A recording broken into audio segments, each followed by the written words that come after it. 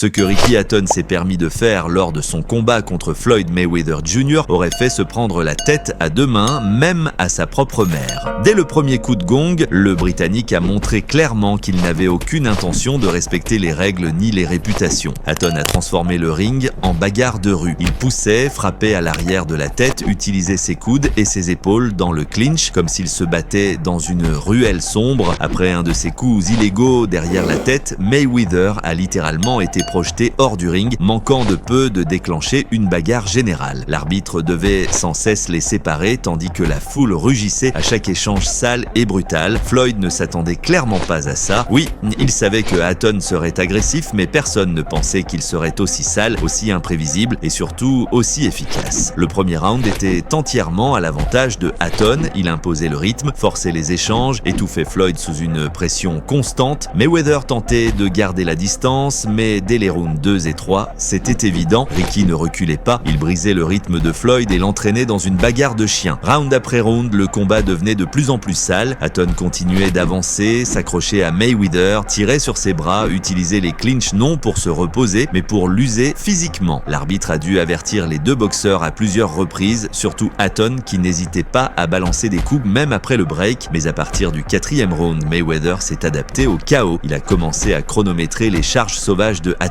à esquiver et à répondre avec des contres précis et violents. Les rounds 5 et 6 ont marqué le tournant. Floyd ne survivait plus, il contrôlait, il posait des pièges, touchait Ricky avec des jabs, des uppercuts, des crochets nets. Chaque coup porté par Mayweather vidait un peu plus l'énergie de Hatton, mais le Britannique refusait de céder. Les rounds 7 à 9 sont devenus une démonstration pure du talent de Floyd. Il sentait le timing, créait de l'espace et punissait Hatton avec des combinaisons tranchantes au corps et à la tête. C'était un autre Mayweather, plus prudent, non, plus en colère, concentré, prêt à faire payer Ricky pour chaque erreur. Puis est venu le 10e round, le cauchemar de Hatton. Mayweather, qui l'avait attiré dans un piège depuis le début, a enfin frappé un crochet droit en pleine extension parfait qui a envoyé Hatton s'écraser au sol. Ricky a essayé de se relever, mais on voyait que c'était terminé. Une dernière attaque de Floyd et l'arbitre a dû arrêter le combat. L'invaincu Mayweather a encore une fois fait honneur à son surnom. Il a donné une leçon aux Britanniques arrogants sans jamais enfreindre la moindre règle.